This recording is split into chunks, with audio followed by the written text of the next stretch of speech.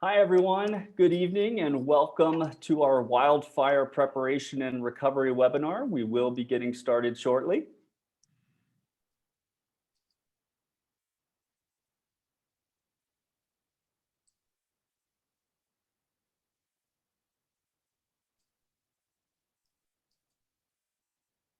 Got some folks already using the chat. That's great to see. Just making sure everyone can log on before we get going.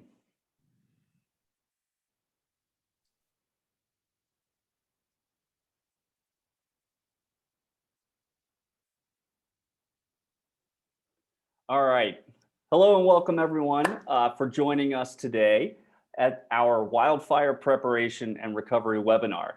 This informative event is hosted by FEMA Region 8, the Colorado Division of Homeland Security and Emergency Management, and the Colorado Water Conservation Board. Now, as Coloradans, we are no stranger to wildfires. In 2020, Colorado experienced an unprecedented wildfire season. The East Troublesome fire and the Cameron Peak wildfires scorched over 400,000 acres and destroyed over 1,000 structures, including nearly 600 residences. While Colorado is still recovering from these historic events, it's important to understand the increased risk and prepare for the upcoming wildfire season.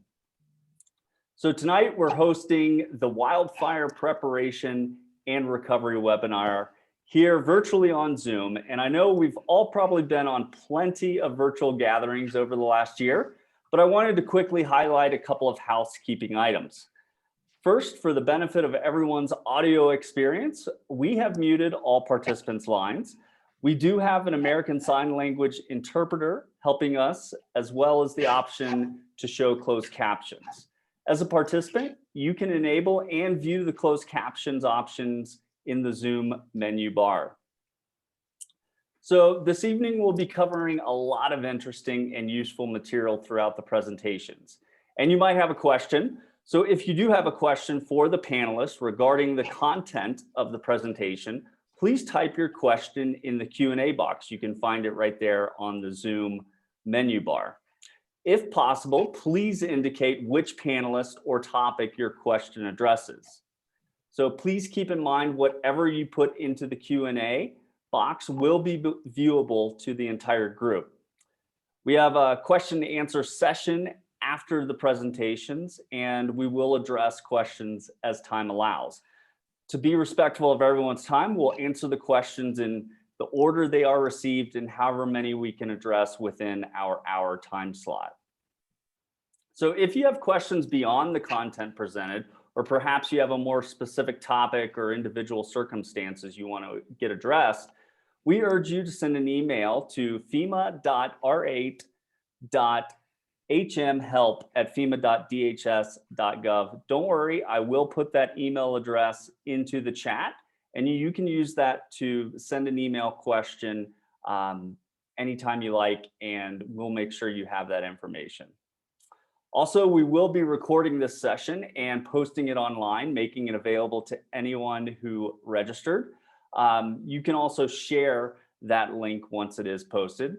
We'll have a follow-up email to everyone who registered in the next couple of days with the presentation, slides, resources, and all of our presenters' contact information, so don't worry. You will, if you know someone who may benefit or might be interested in tonight's valuable information, please feel free to share the recording and the resources with them. Now, on to our presentations. We have several expert presenters tonight to share many aspects of wildfire preparation and recovery. I'm now going to turn it over to Carly to let her introduce all of our presenters.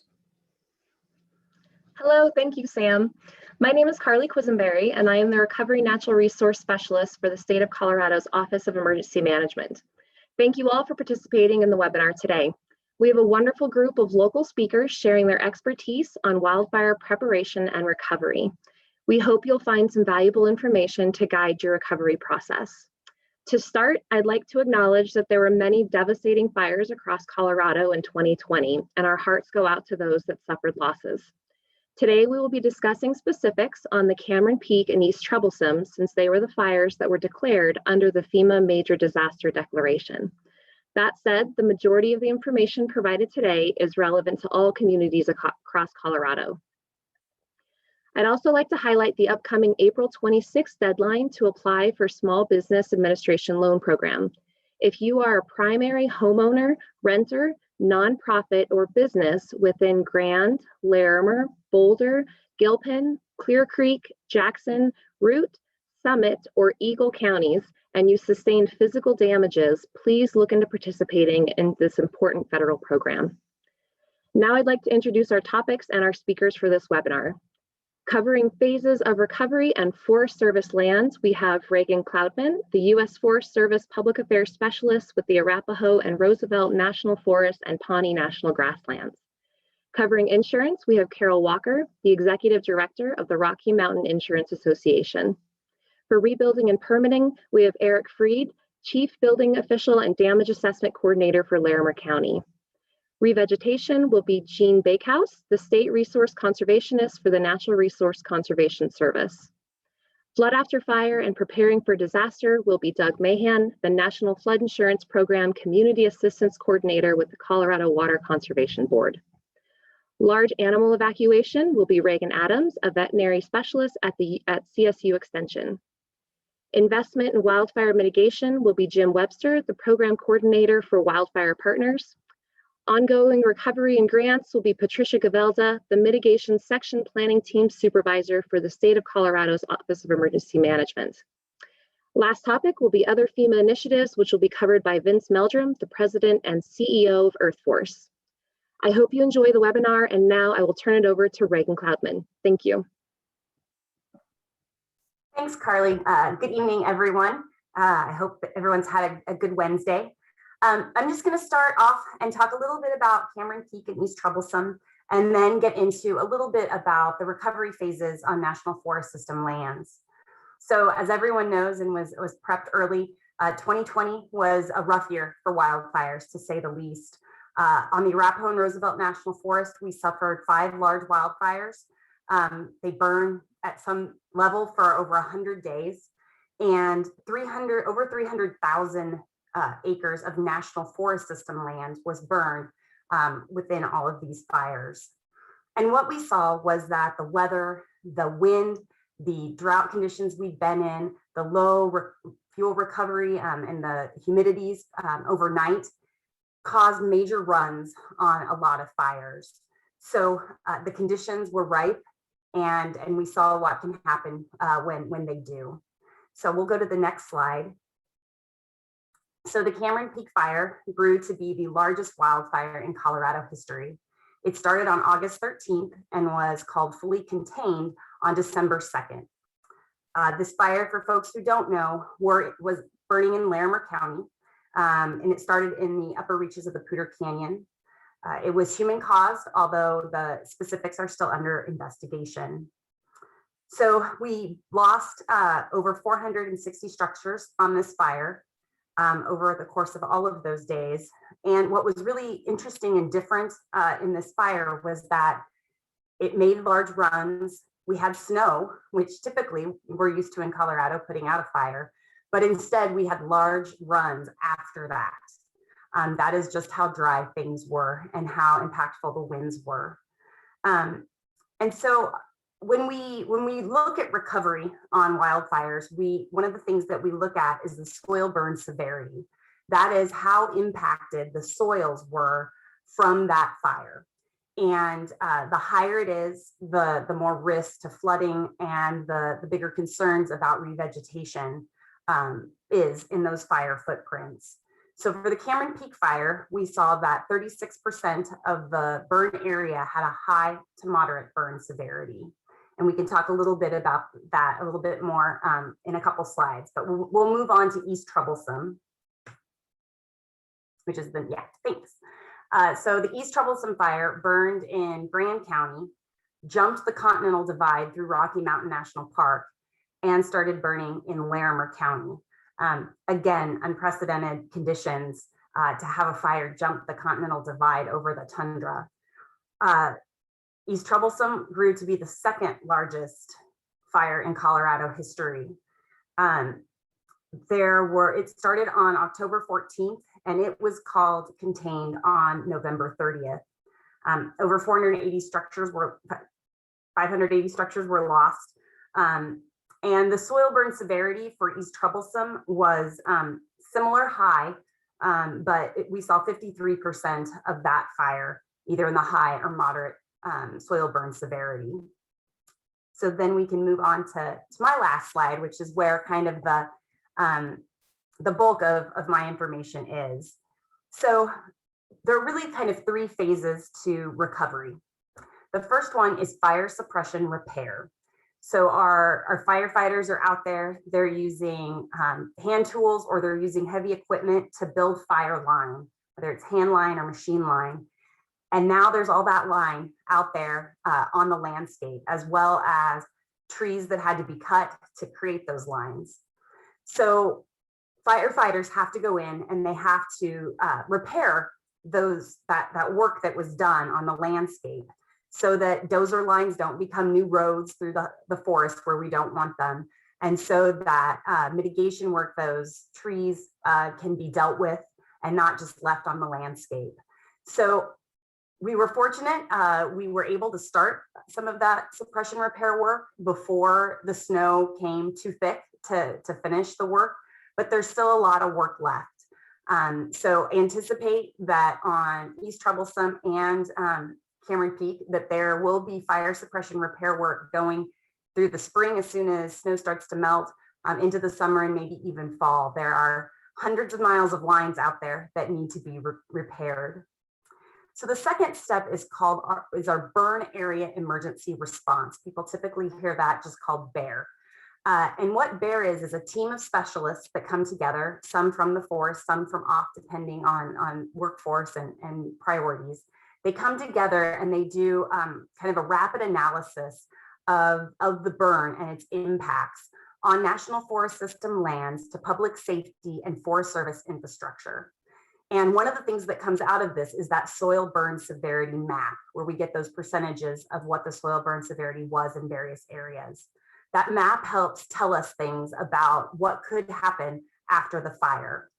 And that team identifies things that need to be done to help prevent erosion concerns and additional damage. So just one, for example, is we know on some of the trails that were burned over that there were bridges that we've gone and we've removed them before the spring runoff so that they didn't get destroyed, and we can go back and put them back later, just so that we don't have to deal with a destroyed bridge. This way, we took it down and we can put it back up when that threat is over. And there's information on InciWeb, which I think probably most people were familiar with using during the fires for both of those BEAR efforts. And the soil burn severity map is available on that site as well. And so then the last one is the long-term recovery. And I'll go back to BEAR and just say that work, a little bit was able to be started before the snow got too heavy, but we'll be starting back up this spring and going, for the next year, while we have to do all of that work on the landscape. For long-term recovery and restoration, this is an area in which we work really closely with our partners. We, of course, have already shared our BEAR information and have shared the maps and the data that we have collected with the counties and other entities. But long-term recovery looks at even more. And, it's going to involve working with volunteers, working with watershed coalitions and other nonprofits, and working with the local and state government. And so it's all of us together, working with both private landowners and for us, that public land, looking out into the future. And as I said before, it will take years, not months, for us to do all of this recovery work. So with that, I will turn it over to Carol Walker. Thanks so much, Reagan. Understanding how your insurance works, what it does and doesn't cover, how to be financially prepared for the unthinkable is really critical to preparing for or recovering from a wildfire or any disaster. I often hear from people, I don't even think about my insurance until I'm going to file a claim. that's not the time to be thinking about it. But I do want to walk you both through a preparedness standpoint and a recovery standpoint, some just key things that you need to know about your insurance, and then point you to some resources. So often you'll see devastation caused by fire. The photo on my slide is a rebuilt home from the Mountain Shadows neighborhood 1 year after the Waldo Canyon fire. That's what we on the insurance side hope to help you get back to. First, do understand it is a process. It's even a legal process. It has legal timeframes in it. And certainly you've signed a two-party contract with your insurance company. But there are many resources, as I said, to help you along the way. First and foremost, your homeowner's insurance provides coverage to repair and rebuild the structure of your home. The limits and coverages are what you purchased, but under Colorado law, you were at least offered replacement coverage. That provides an inflation guard, usually of at least 20%, to help you rebuild and replace all of your belongings at current replacement costs. Insurance does also pay to replace your stuff.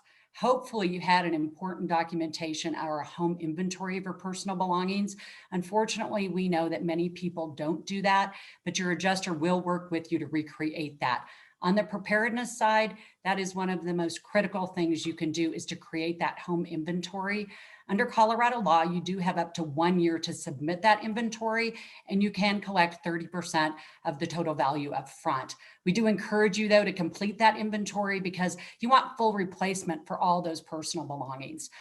Policies do have content limits, so it's essential to consider extra insurance or scheduling those big ticket items. And a lot of times when you're doing that home inventory, it leads you to think, what would I insure Uncle Joe's clock for? So like antiques, artwork, jewelry, those are all things to consider scheduling or having that insurance endorsement. And then having videos, photos, any documentations of your belongings is one of the most important preparedness steps that you really can take.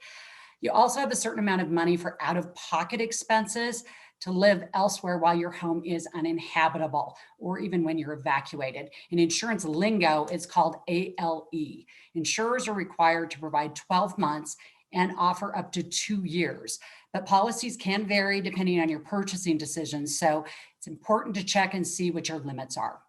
Other things you normally wouldn't think about, but in a fire situation, these become critical and are part of your policy, and they have certain limits as well. Debris removal, landscaping, and coverage for building code upgrades. We call that ordinance and law coverage. They're all covered up to, again, certain policy limits.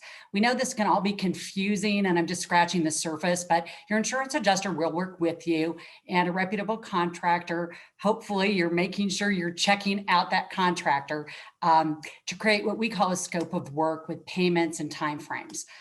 Do understand you'll receive different checks to replace your structure, one for initial actual cash value settlement, one when the work is actually completed, one for your personal belongings, and another for that additional living expenses. You'll still pay your mortgage. That is something that a lot of people don't understand in this situation, and your lender will be included on that insurance settlement. That's why that ALE becomes so important when you're living elsewhere and having that money to live elsewhere and out-of-pocket expenses. Finally, make sure you are working with a licensed, insured, reputable contractor. You'll also hear more during this presentation about flood insurance. It is a separate coverage. And with flood after fire making you a higher risk, you'll want to at least consider purchasing a separate flood insurance policy. Bottom line, your company and the industry have many resources available to you to help you better understand the settlement process, your consumer rights. And then on the preparedness side, now's the time to do an annual insurance checkup to be financially prepared for wildfire and any severe weather season disaster in Colorado. With that, I am going to send it over to Eric Freed from Larimer County. So many of you probably already returned to your home after the Cameron Peak fire or the East Troublesome fire.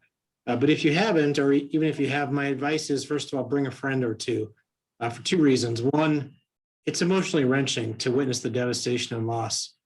We lost our own cabin in the Buckhorn.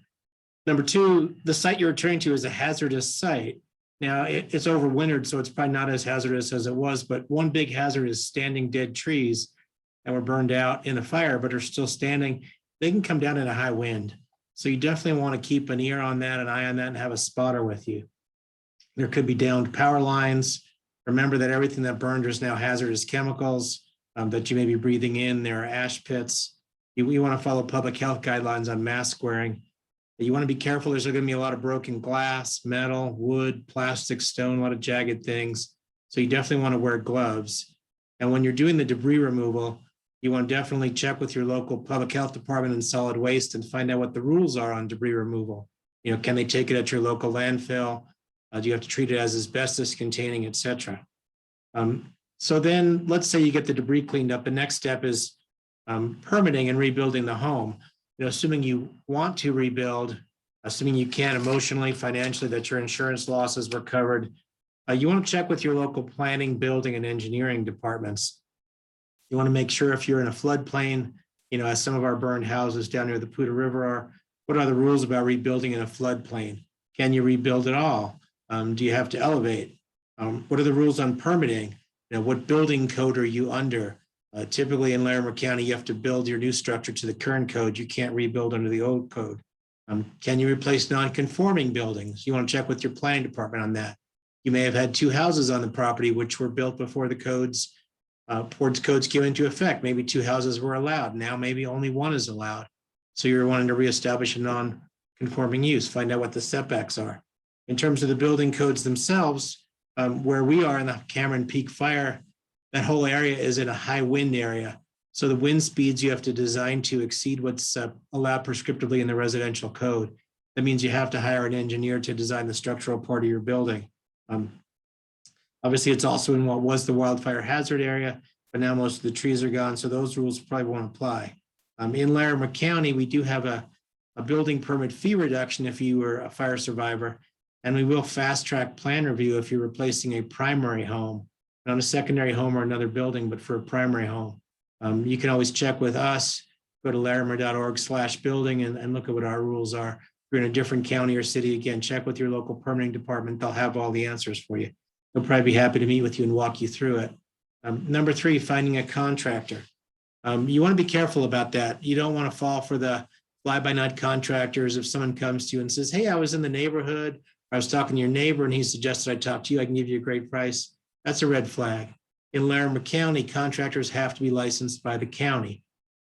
We do that so we make sure that they're insured, that they have experience, that they're knowledgeable. It may be the same in the county or the city that you're in. So check with your building department, make sure the contractor's licensed, but also when you talk to them, make sure that they've done the kind of work that you want done. Ask for references, call their recent references, check with them, find out what the contractor's charging, get different bids.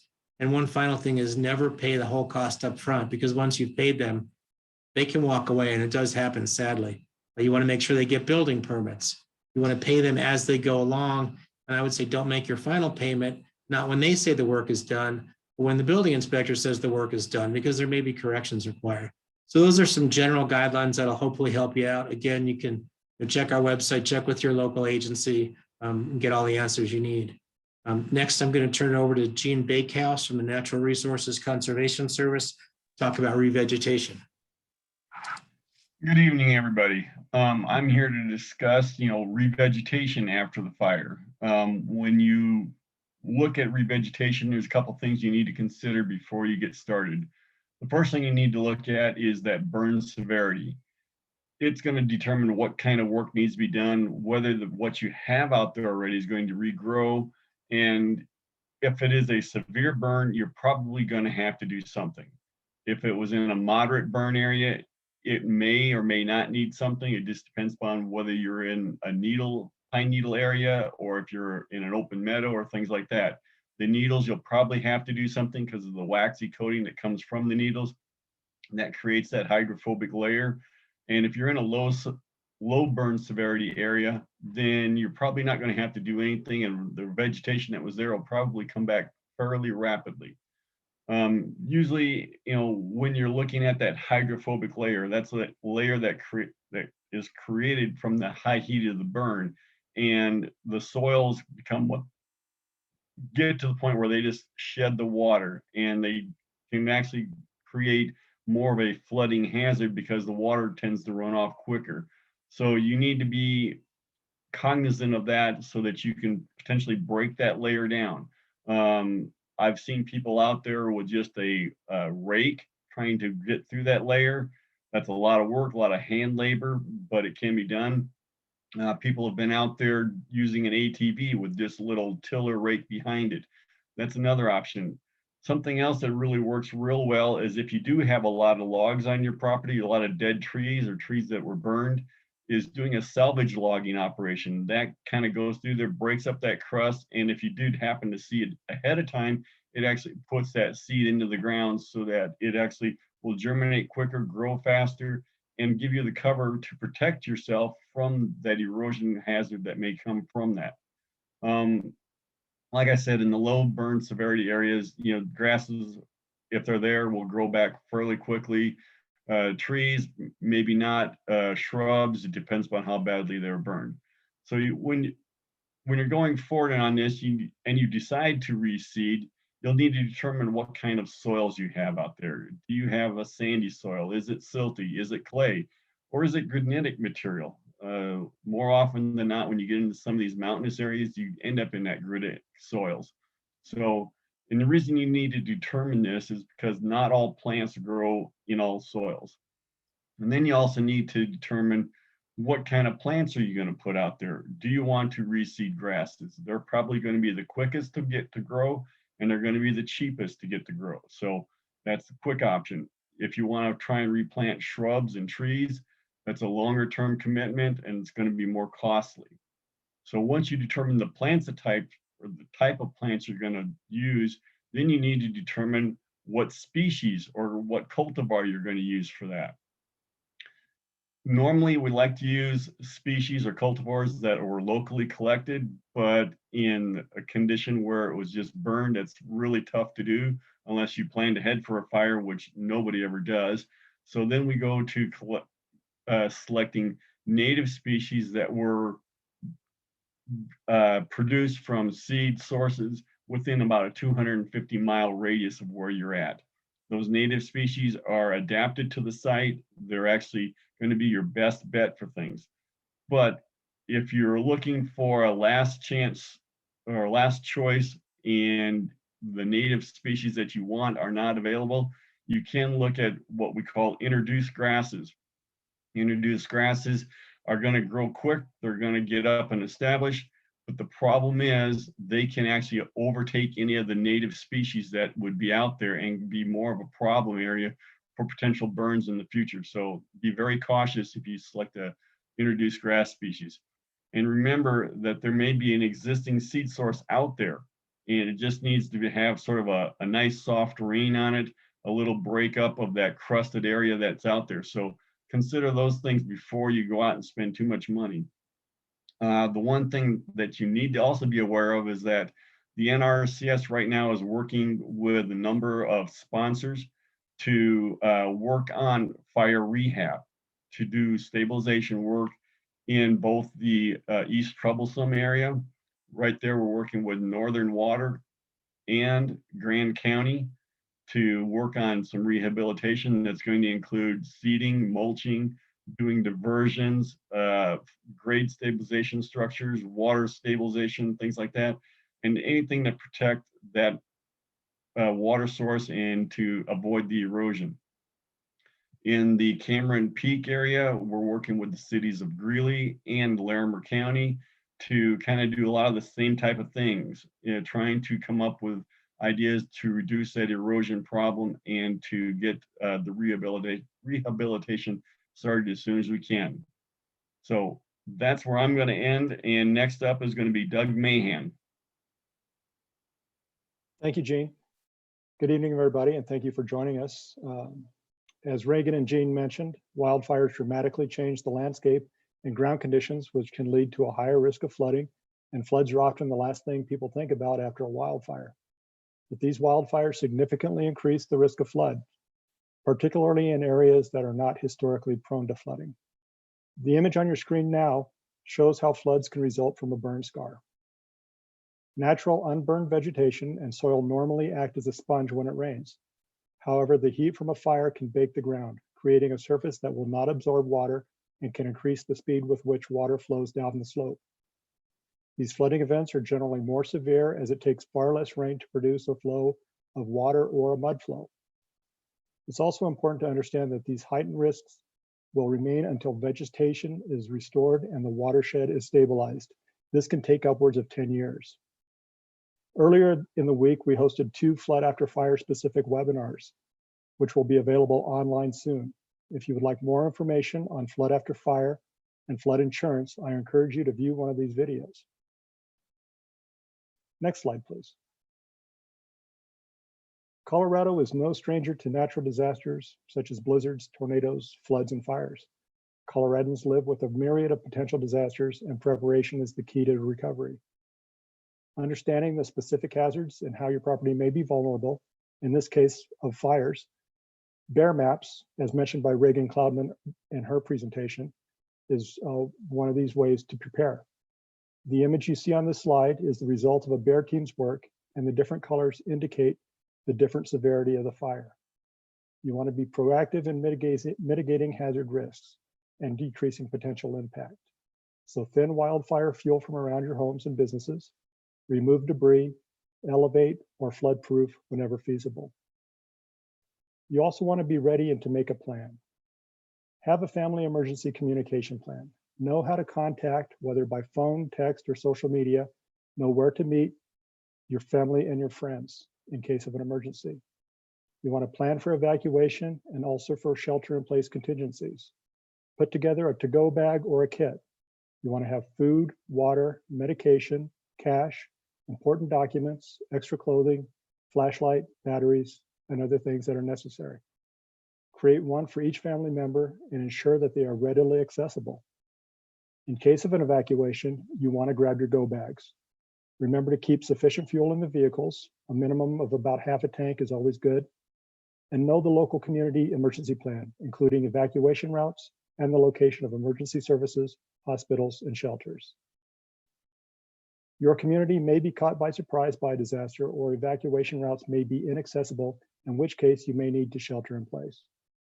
Preparing your home in advance for an extended stay without access to day-to-day essentials, utilities, and emergency services is vital.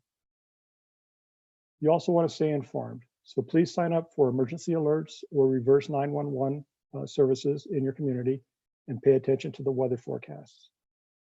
An emergency watch or advisory generally means conditions are possible for an event. An emergency warning means an event is likely. When you receive a warning message, you need to implement your plan and get out of harm's way. Your plan should also include insurance, so you're better able to recover quickly when the danger is past. And you'll want to practice these plans with your family and housemates so everyone knows their role when it comes time to act. For more information on disaster preparedness, we'll have some resources at the end of this presentation. Now I'd like to hand off this presentation to Reagan Adams from CSU, who will go through more specifics about evacuation preparedness. Reagan?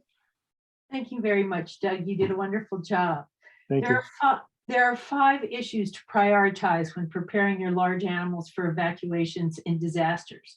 More detailed information will be at the end in your resource list in a booklet published by the American Veterinary Medical Association called Saving the Whole Family. But I'm going to cover the most important 5 issues. The first one is handling techniques, followed by transportation, information, community building, supplies. Handling techniques. Your most important task is to assume a calm demeanor. Large animals are prey animals by nature, and their survival depends on their ability to sense danger and run away. The calmer you are, the easier it is to handle your animals. So the more prepared you are, the easier it is to stay calm. Remember that old adage, move slowly so you can get the task done quickly.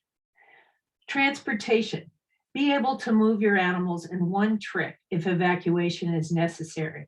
The animals are more comfortable if the herd stays together. You are also more comfortable if you don't have to worry about getting back to make another trip. Transport vehicles should always be ready to go, as Doug said, air in the tires and gas in the tank. Animals should load easily and ride calmly. So practice when there isn't a disaster and take advantage of the voluntary evacuation notices and leave early. Third category is information. As Doug mentioned, have you signed up for alerts?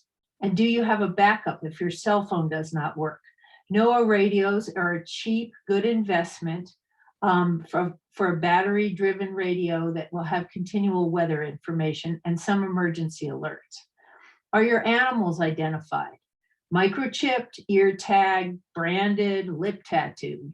If not, paint your telephone number on their side because you likely will be separated and you need to be able, and people need to know how to get a hold of you. Do you have instructions about your animal's medical needs, normal feed ration, both in a cellular, electronic, and hard copy? And do you have a list of your important animal support system, your veterinarian, your brand inspector, your state veterinarian, your farrier, association colleagues? And again, is this both digital and on hard copy? Also, community building. Do you have a buddy system before any disaster happens or just on a normal day-to-day basis? Someone or more whom you can call in a pinch if you can't get to your animals. These people should know your operation and your animals, so when they show up, the animals think, hey, look who's come to see us, rather than, uh-oh, what's wrong? Who's that stranger? Does your community also talk to your emergency manager and ask if your community has a community animal disaster plan? If so, join up to help. If not, start one. And finally, last but not least, supplies. Again, as Doug said, you want to have 3 to 5 days worth of supplies. And in the case of animals, you want it to be their food, their hay, their water. Oftentimes they don't like the taste of other water. Any handling things like tack, their medications, and an appropriate first aid kit. Have 2 sets of supplies, ones that stay at home, and then also the ones that are ready to go in your vehicle for evacuation. So in summary, 5 things to focus on: handling your animals, transportation, information, community building, and supplies.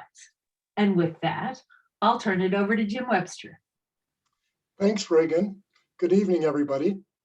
I'm here to talk about mitigation, investing in wildfire mitigation. All homeowners living in high wildfire risk areas need to prepare for wildfire. This includes hardening homes and other structures and creating defensible space, along with all the other information and actions you've learned about tonight on this webinar. In this photo, in this slide, you see the home of Lester Karplus, who lives outside of Nederland, Colorado. He spent a great deal of time preparing for wildfire, investing in mitigation. His mitigation, his investment played a critical role in his home surviving the 2016 Cold Springs fire. He participates in Boulder County's wildfire mitigation program called Wildfire Partners. We provided him with some technical assistance to help him prepare for wildfire. We developed an action plan, recommendations, things so he could work smarter, not harder. He spent a great deal of time removing vegetation around his structures, juniper bushes, creating spaces between trees, removing surface fuels.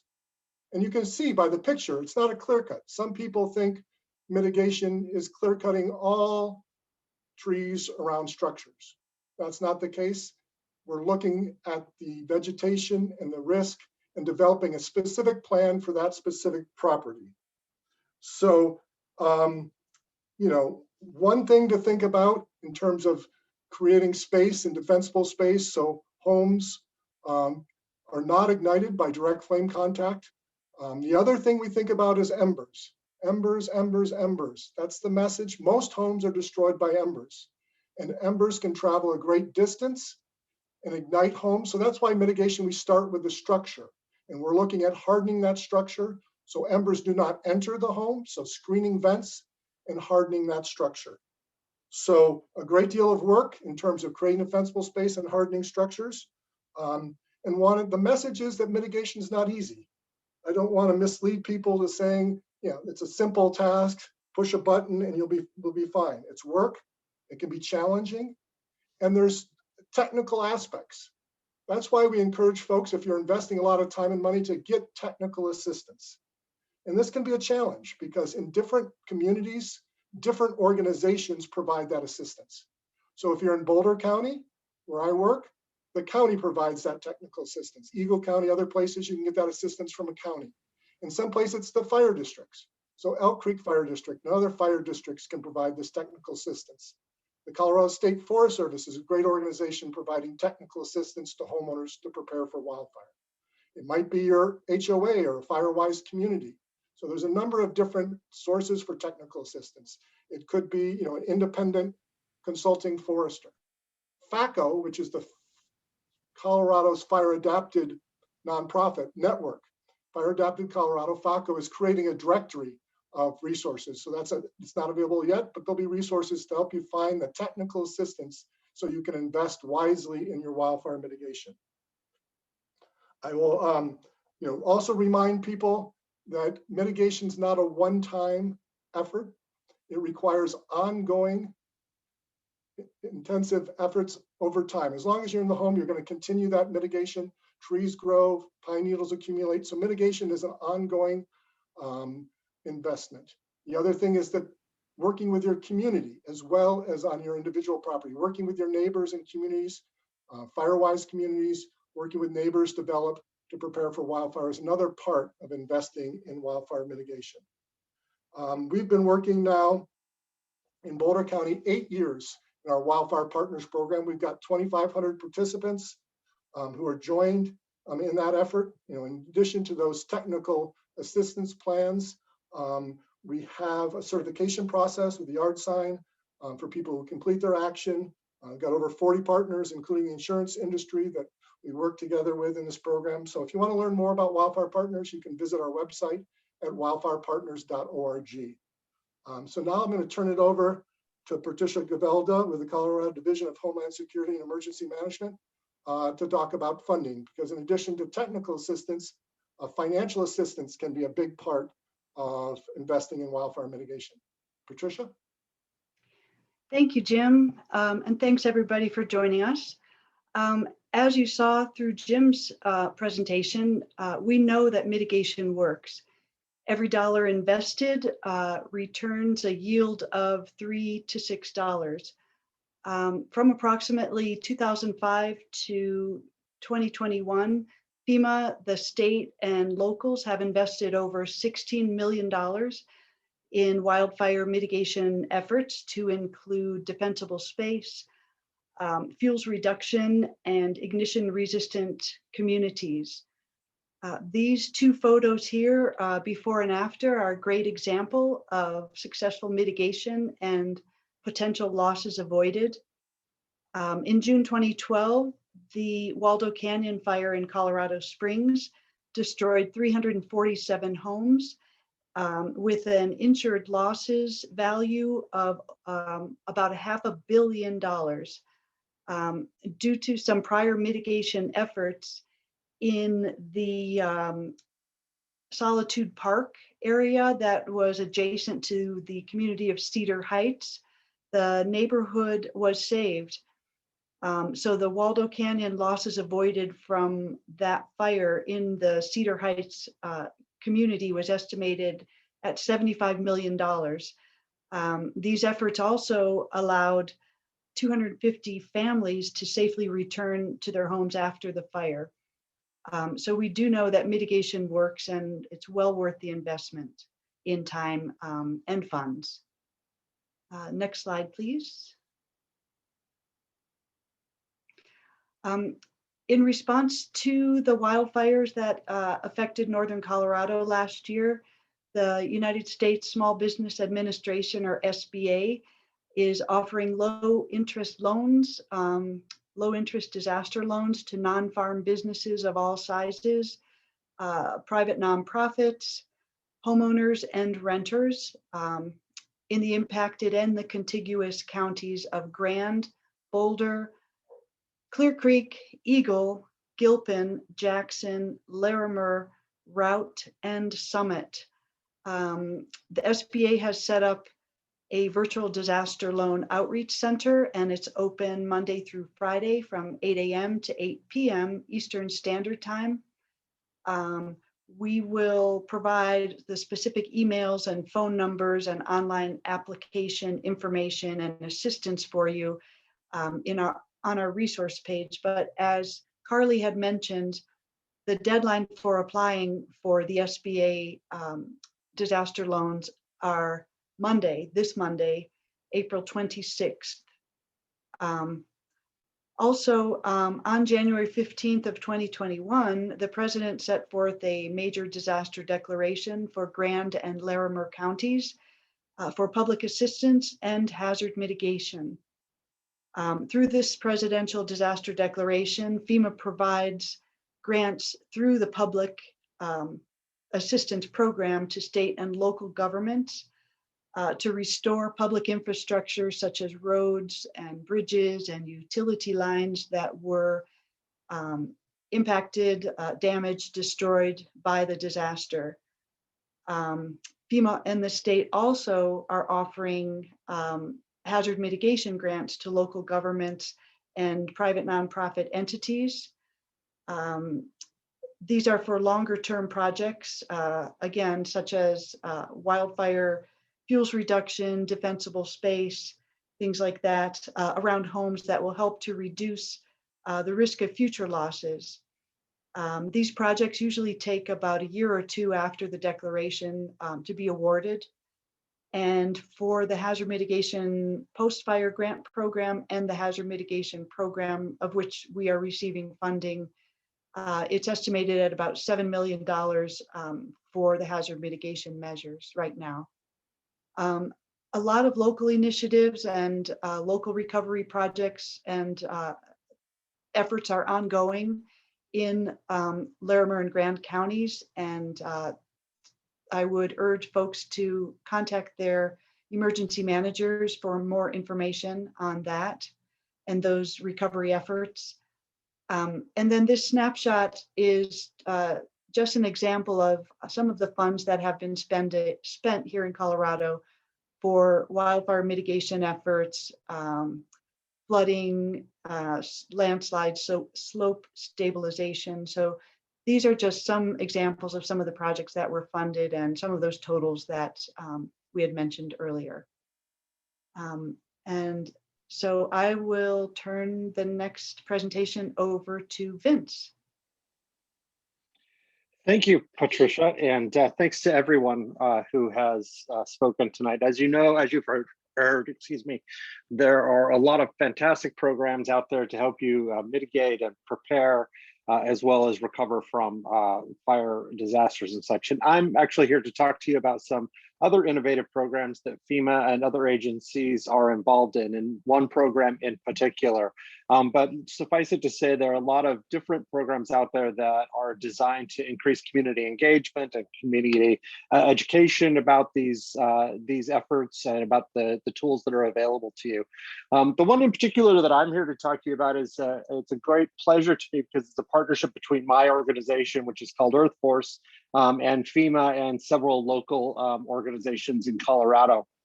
The program itself is a bit of a combination of things. It is a competition to some extent. It's an education program. It's a community engagement program, and so it kind of crosses all boundaries. And I think the best way probably to help you understand it is through a story. And so I'm going to provide just a short story to give you some background on the program. And I will say, though, before I tell you the story, is that the program is, at its heart, it's a youth engagement program. And what we want to do is engage young people in thinking about how to make their communities more resilient to wildfires and floods. And so in that vein, a couple of years ago, some young people, middle school kids in Estes Park, Colorado, they became very concerned after the Camp Fire in Colorado. They're concerned about their own homes and community. And they started to research what could be done to protect Estes Park from wildfires that they were concerned might be imminent. And so those young people found a program called Firewise, and Firewise is a national program that looks at decreasing the fuel from for fires that are around homes, from moving trees away, just various ways that you've heard about today to keep your home safe.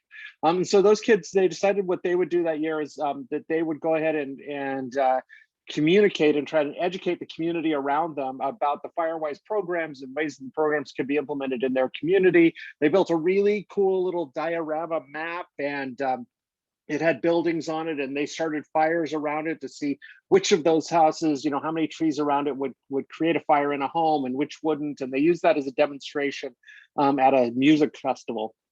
They were really excited about the project, got a lot of really positive feedback.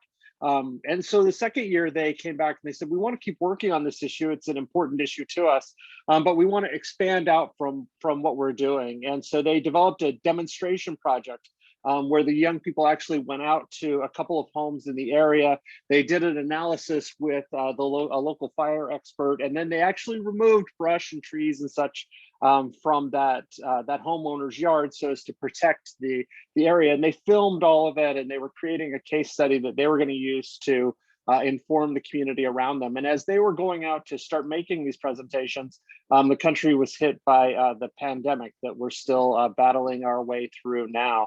And so those young people, while they were excited about what they did and they were able to put it out on Facebook and such, they really felt like they hadn't done enough to protect their community.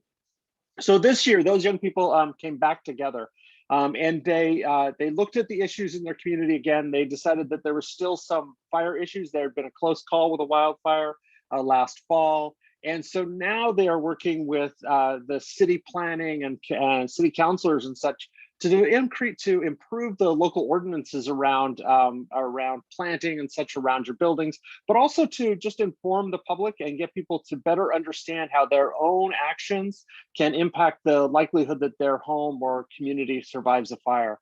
So why does this all come together in a program? It sounds just like some kids that have identified a way that they want to improve their community, but it's actually part of a planned strategy, and that strategy is to prepare educators so that they can go into the classroom and use the classroom space to teach young people about critical things like fire and flood risks, have the kids investigate how that impacts their local community, and then identify root causes that they can then develop a plan and solve those problems. And so those kids in Estes Park have done this 3 times, each time building on the last. The program, as I said, is part education. The kids are learning in the classroom. It is part competition. After they've developed their plan, they submit a proposal to us, and they can win funds to implement their program, and they win awards for being great community engagement folks. And it's part community engagement, right? They get out and talk to the community about what's happening, and they build citizen participation. Why do we do this? Well, the graphic that you have on your screen shows some of the reason. First is that the research is pretty consistent in saying that, strangely, we develop our civic habits when we are middle school kids. Like many of you, I attended civic events with my parents, city council meetings and such. That built my civic muscle. So when kids are in middle school or so, they're developing that civic muscle. And so we build it now, and then they become citizens and continue to participate as they're older. As you see, it supports local mitigation efforts. The kids are working with the city of Estes Park. They work with the city of Fort Collins and Denver and Sheridan, all across the state. And it builds social cohesion in that it engages all of us in really thinking about the problems in your community. The kids go to the community from door to door and talk to people about whether or not they see it as an issue. And it builds a social cohesion around this issue of making our communities more resilient. And it's a real pleasure for me and an honor, as I said a moment ago, to work with folks like the folks at FEMA and some of the other agencies that are on here to engage our young people and help them thinking about what the next generation of activities should be, and help them thinking about how they can make their communities resilient. And so I think I'm the last presenter, if I remember. And so I believe that I'm going to pass it back over to Sam, and we're going to open it up to questions. Yes, thank you so much, Vince. Appreciate that. We are looking at about 5 minutes for questions, and we've had some action in the Q&A box. Just want to go and read some of these. This is a very common question, but will this recording be posted online? The answer is yes. If you registered for this session or any of the sessions we've had in the last 2 weeks, you will receive or have already received an email with the link to a really great resource guide, which does include the recording for these sessions. So we will be posting those online, and they will be available to view and to share. And just to let everyone know, I'm going to post again the email address that you can send an email to if you have a more specific question or a broader question about wildfires or maybe your specific situation or where to find some more resources. Always happy to help. Send an email to and a question to that email that I just posted in the chat. Looking at some of the questions that have come through already in the Q&A box, George asked, when will the forest be open for recreation? And thank you, Reagan, for jumping right in to answer George's question. But just for the good of the group, I know we're all wanting to know, when we can access the forests, especially for recreation. I'm a hiker and a fly fisher, and I love to do that in the forests. But Reagan, she answered this question. She said, some areas have reopened, but other areas will be closed for some time. We have some staff out there continually assessing conditions and the work that needs to be done, and will open areas when they are safe to do so. If you are wondering where you can view the latest closures and alerts, head to that website that Reagan posted in the answer, and I will go ahead and post that in the chat as well. So thank you so much, Reagan, for answering George's question. I'm sure it's something that other folks here were wondering as well. Catherine asked, are the FEMA state hazard mitigation grants limited to the counties mentioned or only for homes and other structures? Patricia, she jumped right in and answered this, and just want to summarize this for folks. The current FEMA state HMGP funds are primarily for those impacted counties, and the grants made available to local governments and eligible private nonprofits. However, we are accepting notices of intent until June 1st. So note that date. There's about $7 million for projects in planning, and is not anything near the amount of HMGP funding the state received after the 2013 floods and fires. So that's why we're trying to target these current funds to those counties most impacted. If you have a project in mind, I would encourage you to submit an NOI, which can be assessed for future potential annual funding sources, if not eligible under the HMGP declaration. The resources page that we are going to distribute will have additional information. So thank you so much, Patricia, for jumping right in there. And I can just add, Sam, that Boulder County received HMGP funding to fund Wildfire Partners. And so that's how we got the FEMA support to do the wildfire mitigation in Boulder County.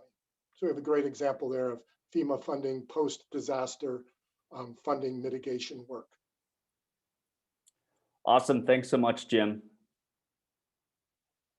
All right, folks, we are at the top of the hour and our time limit.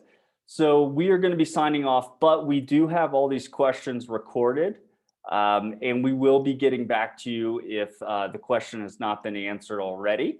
And again, please, if you do have an additional question that, hey, tomorrow is something you think of and you want to get an answer to, feel free to send that question to the FEMA-R8 HM help@fema.dhs.gov. So with that, we want to say thank you so much for attending this evening's session. We hope you learned something new. We hope that everyone is staying safe, and that is the end of our webinar. So thank you so much. Have a great night.